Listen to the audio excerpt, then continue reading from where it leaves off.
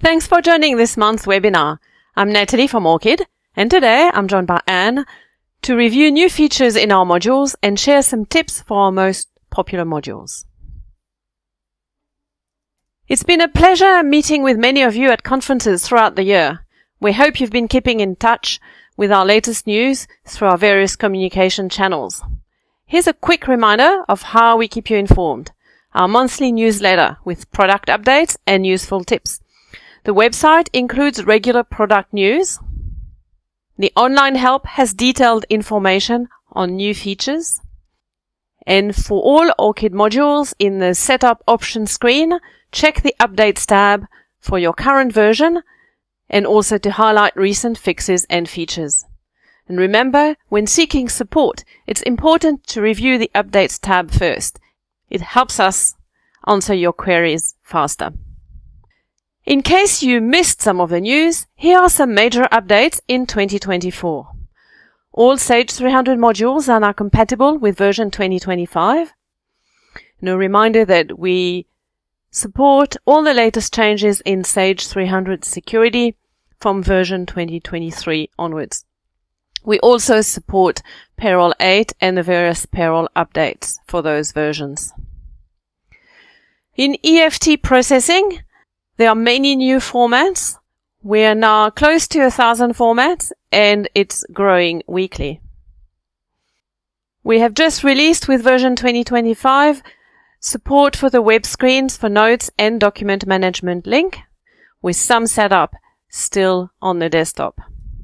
Info Explorer had a new product update to ensure the drill down to the underlying screens work with the latest product updates of Sage System Manager.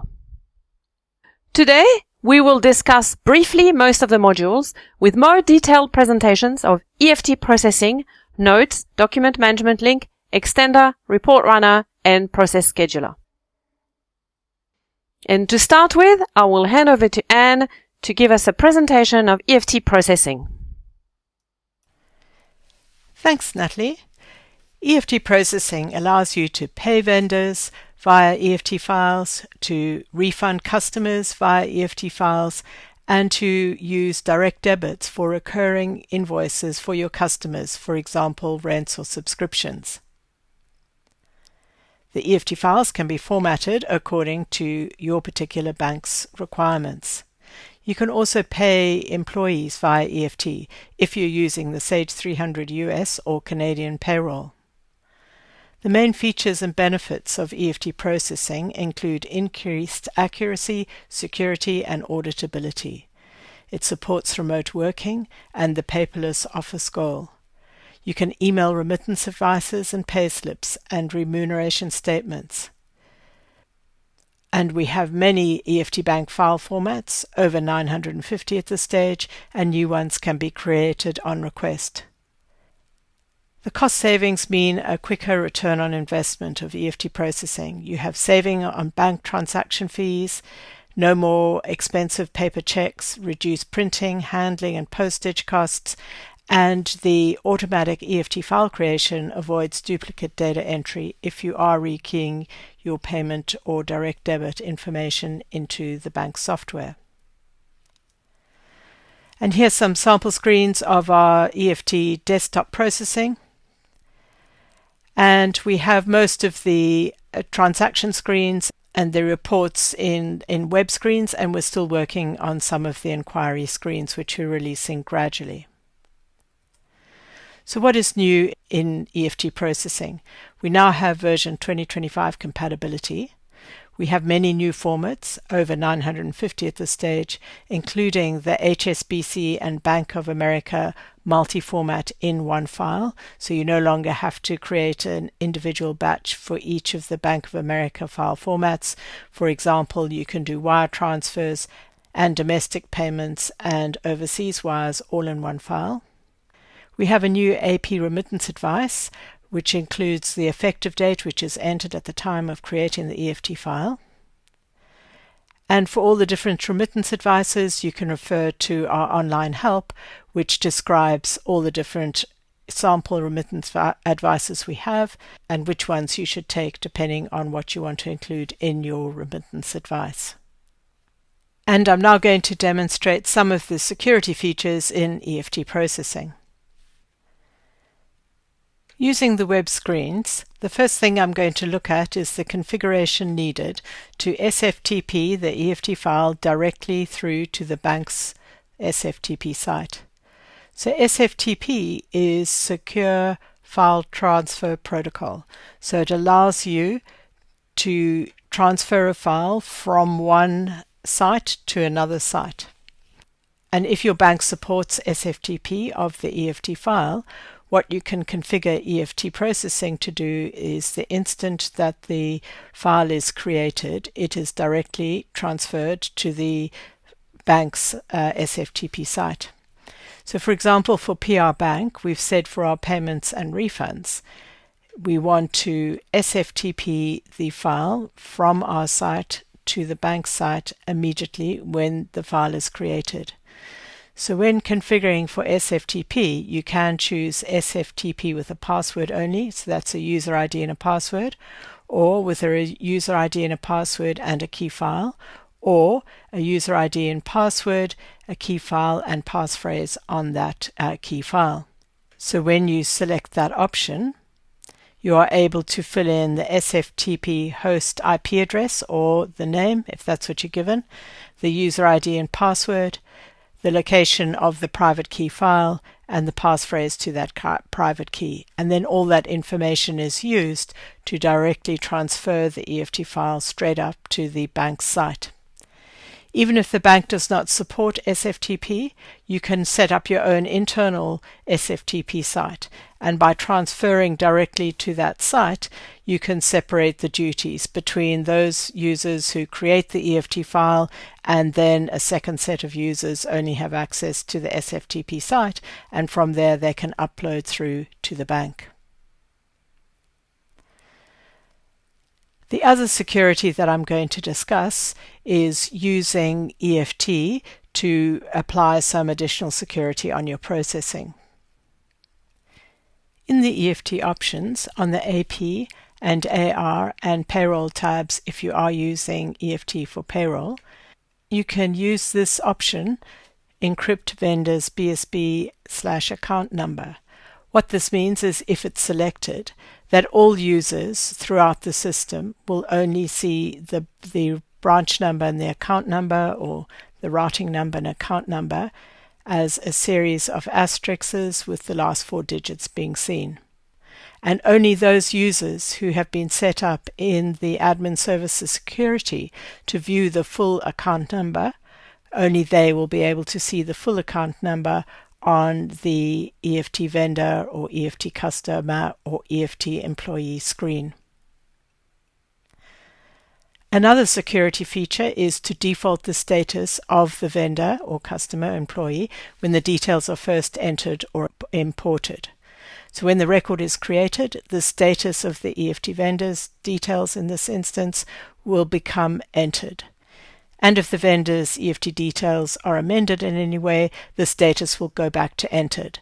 But the person entering or changing the details cannot change the status to active. And only an active vendor's details can be used in the EFT file. And then using admin services, you would grant another set of users the ability to set the status to active. So they can approve the details, but they cannot enter the details themselves. So in that way, you have one group of users who can enter and amend the vendor's bank account details, and this applies to customers and employees as well, and a second group of users who can only approve or make active the vendor's, customers and employees' bank account details. And the details need to be active before they can be included in an EFT file. Another security feature is to allow some users the ability to recreate an EFT file, and other users are not able to recreate an EFT file.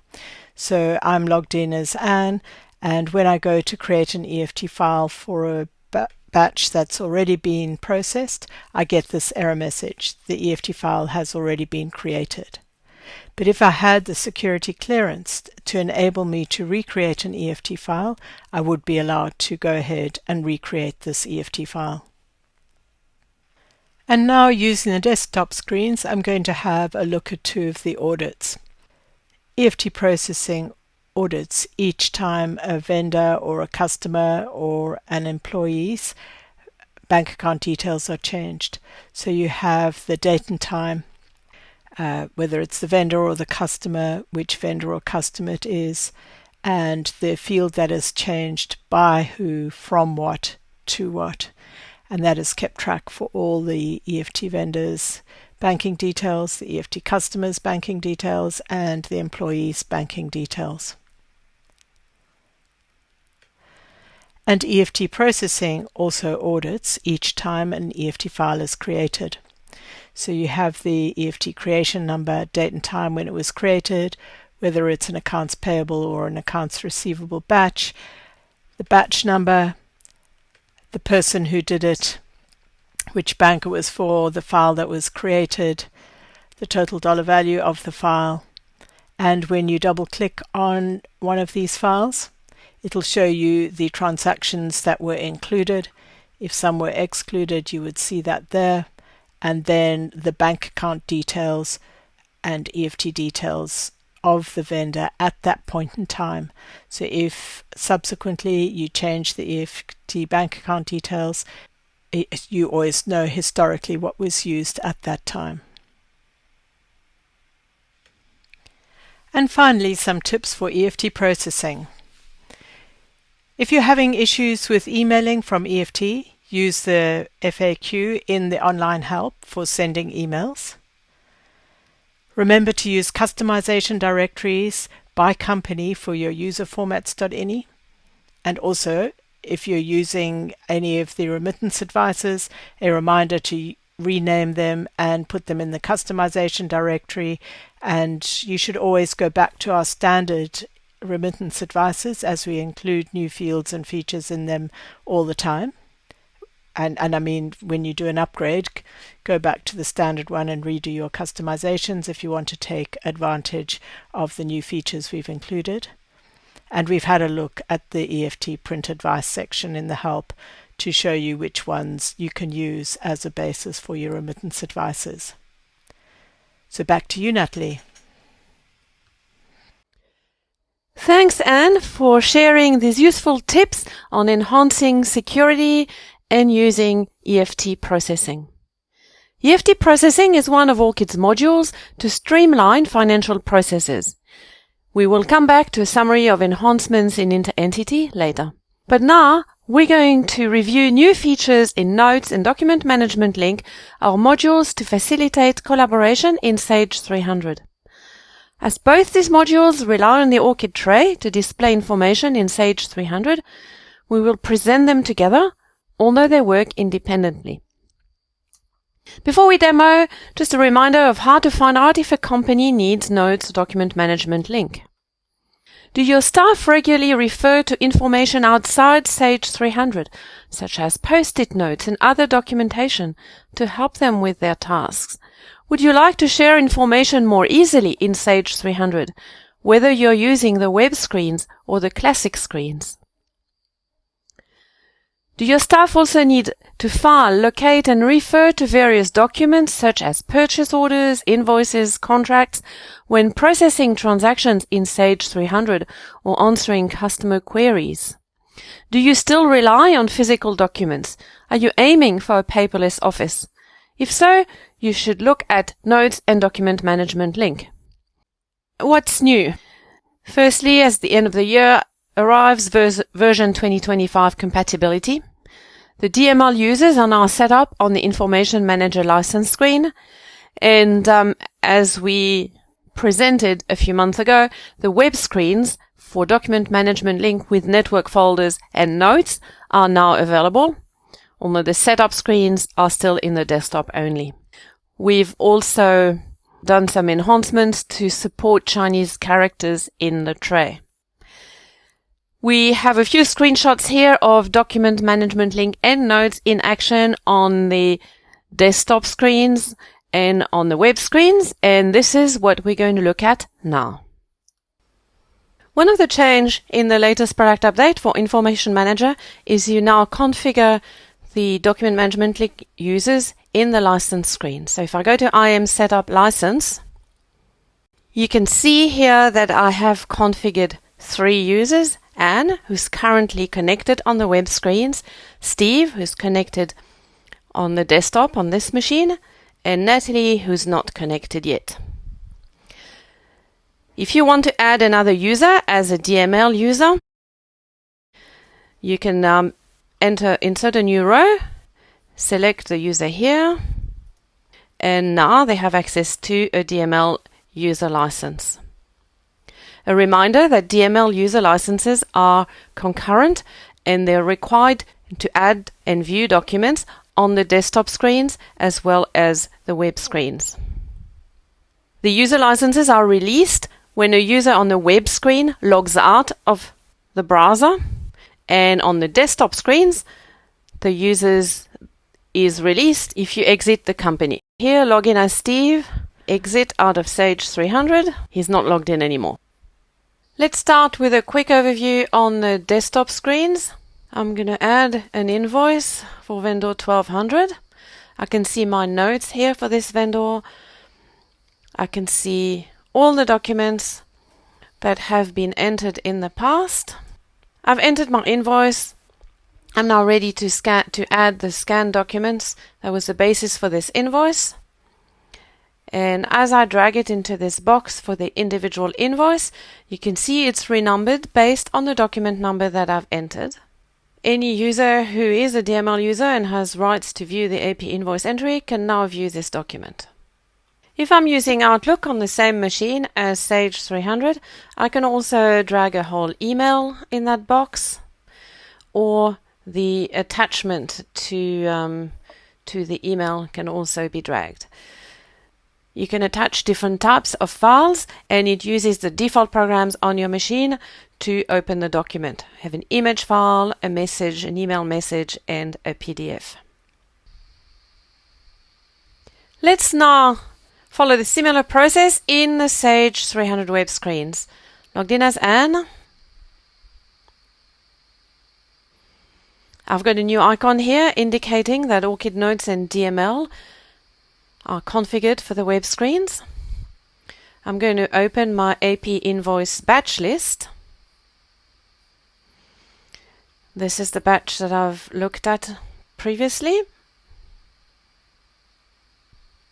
I can see my notes, same note for vendor 1200. I can see the documents that I have previously added and the other documents for vendor 1200. I can move the tray around if I need to. I can use these little buttons to refresh the contents or to close the tray. I can use this icon, which is now red, indicating that I have notes and documents configured. I can upload using this button, and I have access to the same folder, so I can go to my Scan Documents folder. As on the desktop screens, if a file already exists, I have a choice to overwrite it if it's a new invoice that I've received from the vendor to replace the other one, or I might want to keep a different copy with the today's date or with number 1, or give it my own name. So I'm going to choose this one. So now the document is here as well. As previously, I can double click and open the document, or I can add a new note.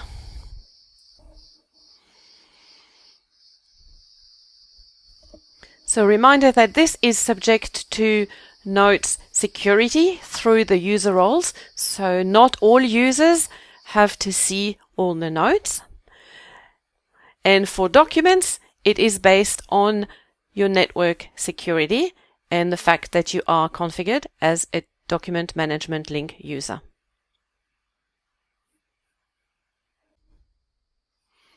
My batch has now been posted, so I could look at it in the batch, but I'm going to go into the AP vendor activity screen.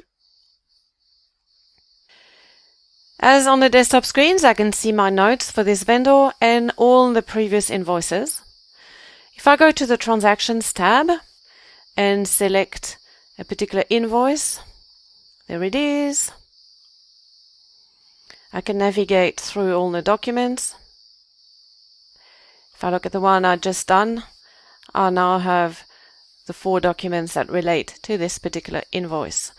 My PO, the email message approving this, and the PDF invoice from the vendor, the addendum to the document. If for some reason I've forgotten to enter some documents, I can still do it from the vendor activity screen after the transaction is posted. Not necessarily the recommended procedure, but you can actually do it. On the desktop, I can also drag and drop from Outlook if Outlook is running on my machine. So I can drag my email here, and as previously on the desktop, it renames it. I can access the help for using document management links and note on the web screens from here. Or I can move it to the right of the screen, and let's say I want to now have a look at my EFT vendor. Let's look at vendor 1200. I have 2 types of notes here. The vendor notes that I've previously seen on my AP vendor activity and AP invoice entry screen. And I've also got some notes that are specific to the EFT process. See, they might have a different background color, and this is similar on the desktop and on the web screens. It is role-based security, so not all users need to see the EFT vendor notes. I'm going to close the tray, and one more example we're going to look at is on the GL. A question we often get is, can you make some fields longer in Sage 300? We can't really make fields longer, but depending on what you want to do, notes might be a really good way to track some longer description. So here I can enter a note for this GL account, and the note can be as long as you want. I can also add documents for my account. So I could add documents relating to my GL account setup. And I can change the width of the column. If I had long file names, for example, I might want to make this column a little bit longer. I can choose to show the size of the document, the date modified, or hide both of them. So a little bit extra configuration that I can do on the web tray. Another example of configuration is storing documents against the batch listing. So here I've got batch 273, entry number 1, and I've attached a spreadsheet that supports this GL journal.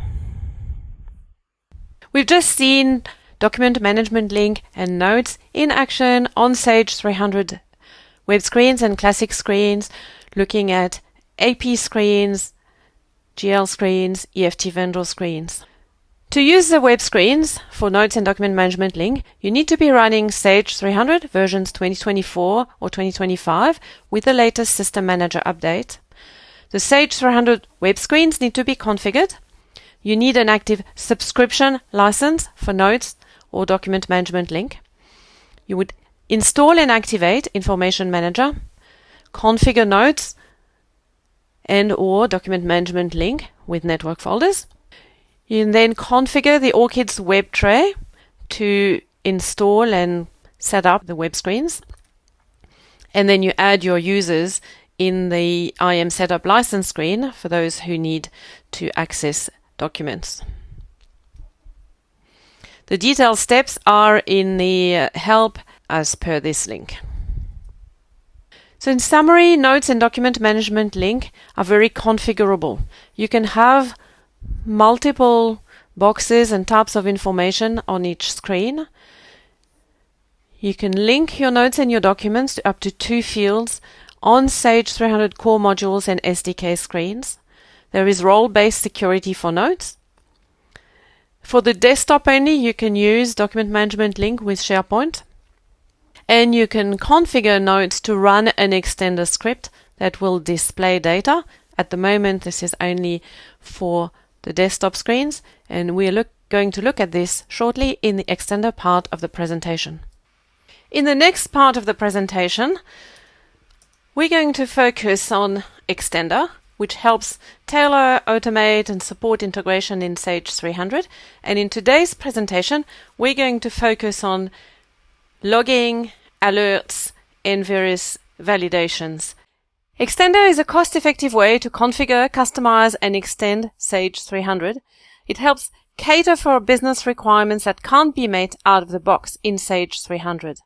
For a more detailed presentation on how Extender interacts with Sage 300 and its underlying architecture, I'd encourage you to have a look at the video that is available on our website. It is about 10 minutes and will give you a very good idea about how Extender works. What is new in Extender this year? We've just released the version 2025 compatibility module. There has been a lot of improvements to the module screen where you can view a lot of details of the events, scripts, workflow, custom tables that are part of a module. You can also view all the detail of the Python packages that you have installed. We regularly add new features based on the developers' requests. Have a look at the release notes to see some details. And also, if you are trying to do something with Extender and you're not sure where to start, or you think I can do that in VB, but I can't do it in Extender yet, please let us know and we will put it on our wish list and add it when appropriate. We have also added new apps in the Extender Marketplace. So again, I'll encourage you to look at the Extender Marketplace on the website for ideas as to what you can do with Extender and get in touch with the developers who have developed Extender modules to see if they can meet your customers' requirements. In today's presentation, we're going to focus on examples using Extender with AR customers and OE orders. And we're going to start with changing the credit limit of customers. I've tried to set the credit limit for Mr. Ronald Black to 38,000, but I'm getting a validation that the maximum credit limit is 20,000. This validation is done by Extender. It looks and feels like a Sage 300 message. The same validation will apply if you're trying to update the AR customer credit limit on the web screens or through imports or other external applications. I'm going to change it to 18,500. As I'm saving the change, Extender will do three things. It will create a log entry, it will send an email, and it will also create a note in Information Manager, which I can see here. Credit limit has changed. We store the old value, the new value. That note is available on the AR customer, but I can also display it when I'm using the customer in the order entry screen or in an AR invoice entry screen as well. We briefly saw the email come through. You can see I've received my credit limit notification. I can view the log from the screens. Those little icons on the screens can be configured if you are a document management link or a workflow user. So here I can see that the credit limit has been changed a few times in the last month. I can also change the date if I want to see more history. Extender includes a log report and an inquiry screen. So in this example, we're going to use the inquiry screen. So I can see that in the last month, these are the fields that have been logged. The credit limit has changed number of times for customer 1200, customer 1240, etc. The on hold field is also being logged, so I can see that customer 1520 has been put on hold, and the state for customer 1105 has also changed. Here I'm filtering of just changes to the AR customer, but if I remove the filter, I will see more history. So I can see who is actually logging in and when. I'm also logging changes to the unit price on OE orders. So this highlights that you can choose to log the fields that are relevant in your business, the ones that you want to track. Let's now see how we can apply some of these logging and alerts and automations on the Sage 300 OE order entry screen. So I'm selecting the customer. You can see here I've got my documents like I have seen before. I've got order-specific documents that I'll be able to add once I've saved the order. I can see a note when the credit limit was last changed. As I changed my credit limit in accounts receivable, Extender created a note, and I've now configured notes to be displayed on the OE order entry screen.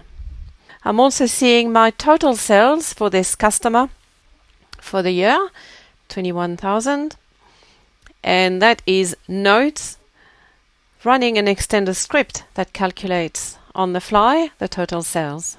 We put my PO number. As I'm adding the item, Extender is now displaying in a note the quantity sold last year for this item with the total net sales and a calculated average price, which I can use as reference. Going to insert the next item, an item that I haven't sold yet before, to Mr. Ronald Black. If we're going to have a look here, you can see that I've got 3 extra columns. Those of you who are familiar with the Sage OE screen will notice that we have added these 3 columns corresponding to 3 optional fields on the order entry detail line that can be entered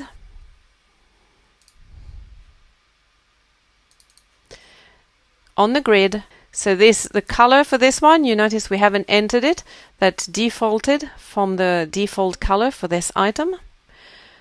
And they're the same as clicking on the optional field box, selecting the value here. You can also do some calculations based on these optional fields or some validations.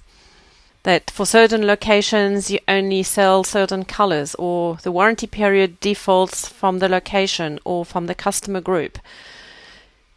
And the ability to add these optional fields and validate them and only have some valid combinations is a great support of multidimensional accounting. The ability to tag your transactions all the way through to your AR or your GL transactions without having to create new GL accounts. Now I'm going to post this order. You may have noticed as I posted the order, I didn't get the usual message, do you want to print this order?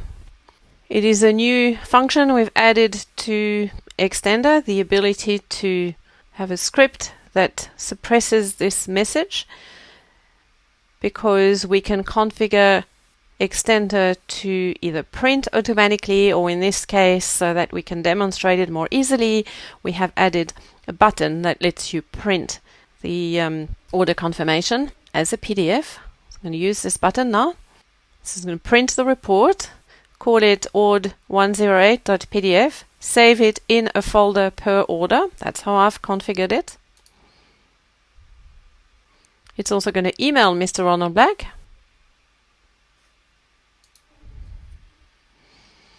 If I refresh, I'm going to see that the order confirmation is here. I can double click and view my order confirmation. And if I click explore, I'm going to see it's created a folder for this order within the customers folder and save the file.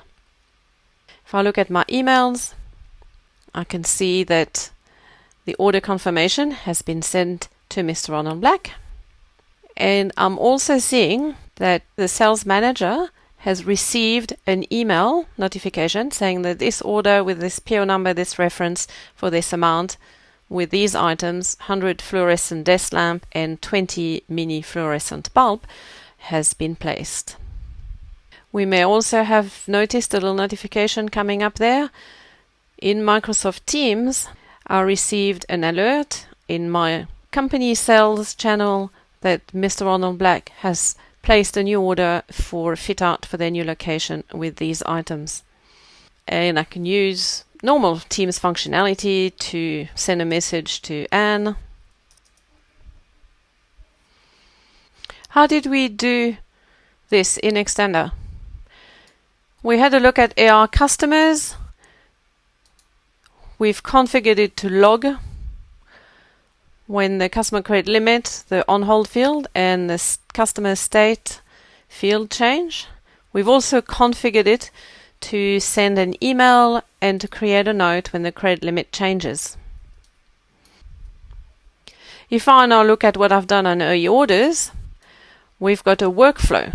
So this is workflow used in the context of creating a custom alert. This workflow has just got one step which starts and completes. And the two main things that we're doing here is sending an email if the order total is over 2,000 and doing a notification to Microsoft Teams with the description of the order and the reference. So this is an example of using workflow for more advanced alerts. We've seen examples of using Extender to log, alert, and do some validations around the customer screen. You can apply the same logic to other Sage 300 views and screens. We've seen examples of adding buttons to the order entry screen. We've also seen how you can add an optional field, a detail optional field to the grid on the order entry screen. You can do the same thing on the AP invoice entry screen, the GL entry screen. You can create your own Sage 300 custom table views. In the presentation today, we had a custom table to store the configuration parameters to print the order entry, order confirmation, and invoice. But you can use other examples such as tracking extra data on a customer, for example, the Net Promoter Score by date. We've also seen examples of using notes and Extender together to display information on the fly, and you can find an example of that in the Orchid sample data and in the sample scripts section of the website. In summary, when you use Extender for logging, alerts, and validations at the view level, they work on the Sage 300 desktop and web screens, because once they're configured, they run in the background. A reminder that screen customizations are only available on the desktop screens at the moment. You can apply these logging, alerts, validations to any Sage 300 views, core modules, as well as third-party views developed in the SDK. You can log and validate multiple fields on a view, for example, the credit limit and the on-hold field on a customer. You can add different types of alerts on the same field. We can log, email, create an information manager note, send a Teams notification when something changes. And we'd recommend that you use the module screen to develop and maintain your apps, even if it's only a series of log events. It makes the deployment much easier. So have a look at the examples and the online help for more details on that. We've seen how to use workflow for conditional alerts and to trigger a call to Microsoft Teams, but you can also use workflow for more extensive approvals. Workflows apply to batches such as IC, AR batches, AP batches, GL batches, master files like your customer, GL account, IC item. You can also apply it to sales orders in order entry, purchase requisitions, and purchase orders. The approvals can be multi-level, parallel, sequential. There are many templates to get you started in the Orchid demo data as well as in the online help. For remote approvals without logging into the Sage 300 screens, you can use Workflow Anywhere, the mobile app, or Remote Action Service for one-time links to approve records. To put it all together, I'd encourage you to have a look at the Extender Marketplace, where we regularly add new apps that are relevant for Sage 300 users. And now back to Anne for a presentation on Process Scheduler and Report Runner. Thanks, Natalie. In this next section, I'm going to discuss Report Runner and Process Scheduler. Report Runner allows you to automatically run and distribute Crystal reports and GL financial reports. You can tailor the report menus for different users, enhancing the productivity and security of accessing reports. You can group reports together logically by function or process, and you can save the parameters to allow for easy rerunning. And the reports are all placed in a central location, so you can keep track of where your custom crystal reports are. And in conjunction with Process Scheduler, you can schedule these reports. On the left-hand side, we have the financial report runner. So this is allowing you to group together GL financial reports and run them in a single click. And on the right-hand side, we have Crystal Report Runner. So both Sage's Crystal reports and your own custom Crystal reports can be grouped together and run at one click. Process Scheduler allows you to automate important repetitive tasks within one Sage 300 company database or across multiple company databases. The processes run unattended, and you can schedule them on a server overnight without needing to leave a session logged on to Sage 300. And you can configure emails when the schedules run, or only if there's errors when the schedules run, or only if there's success when the schedules run. And Process Scheduler works well with Report Runner in terms of scheduling the Crystal reports and the Sage 300 GL financial reports. Process Scheduler is available in 3 different levels. Level 1 allows you to do data integrity checks, run Crystal reports that are saved in Report Runner, refresh Info Explorer cubes. You can get an email of which modules are active in which company and if any changes are happening. You can check the disk space, you can run extender scripts, and so on. Level 2 allows you to schedule day-end processing and the posting of all the different types of batches, GL, AR, AP, IC, PJC.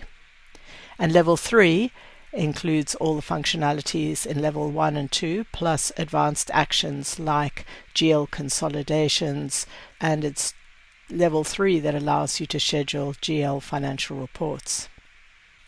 So you're able to create as many schedules as you want, and they can run all the different types of tasks that you are licensed to run, and it can be across company. So on the left-hand side, we see a day-end scheduled for Orc Limited and Orking 2, and another example of a schedule refreshing an Info Explorer cube.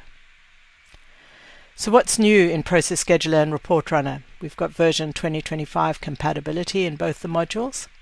In Process Scheduler, we've recently added the ability to attach the log file, which is generated by the task that you're running. Financial Report Runner can now support .xlx files. So previously, you would get a compatibility error when running a .xlx file, and this needs the latest System Manager PU for version 2024 or version 2025. Financial Report Runner also supports the latest version of Microsoft Excel, and Report Runner supports complex passwords when scheduling reports with Process Scheduler. And I'm now going to show you 2 examples of a schedule running Crystal reports and financial reports. And a note that if you're running GL financial reports and you have a spreadsheet, a workbook with multiple sheets with multiple FR specs on, Financial Report Runner is able to generate each and every one of those financial report specs and combine them into a single workbook and attach that through to the email that gets sent.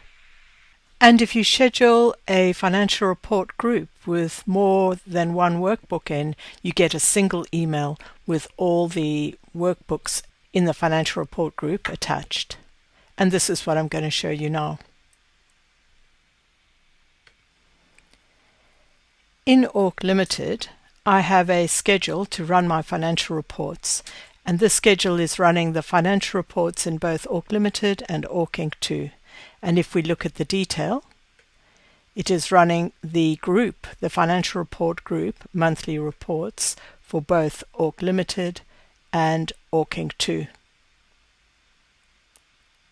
Ordinarily, we would use the Windows Task Scheduler to schedule this but I'm going to run now to show you how it works. So when you click Run, Process Scheduler logs into the configured companies and runs the appropriate actions. I'm just going to speed up the video a little. And when the schedule finishes, because I am running this schedule from the schedule screen, I see the status, and I also see that the emails have been sent. And looking at the emails, we see that the financial reports in Orchid 2 were generated and sent, and the financial reports in Orchid Limited were generated and sent. And the schedule status has been updated. Similarly, if we run Crystal reports, which have been configured in Orchid Limited and Orchid 2, and I'm just speeding up the video while Process Scheduler runs the configured actions in the separate companies. The configured reports are run and emailed. And again, because I'm running from the Process Scheduler schedule screen, I see the order trail. And if I go across into our emails, we see the configured reports have been run and sent, in this case the age trial balance. So just to highlight some points on Process Scheduler and Report Runner, Report Runner for Crystal Reports has security groups for your reports. So although you create one big menu, different users will have access to different reports depending on their security groups. A great way to keep track of your reports. Financial Report Runner can have a spreadsheet with multiple FR specs, and when it's run through Financial Report Runner through Process Scheduler, it combines all the specs into one workbook.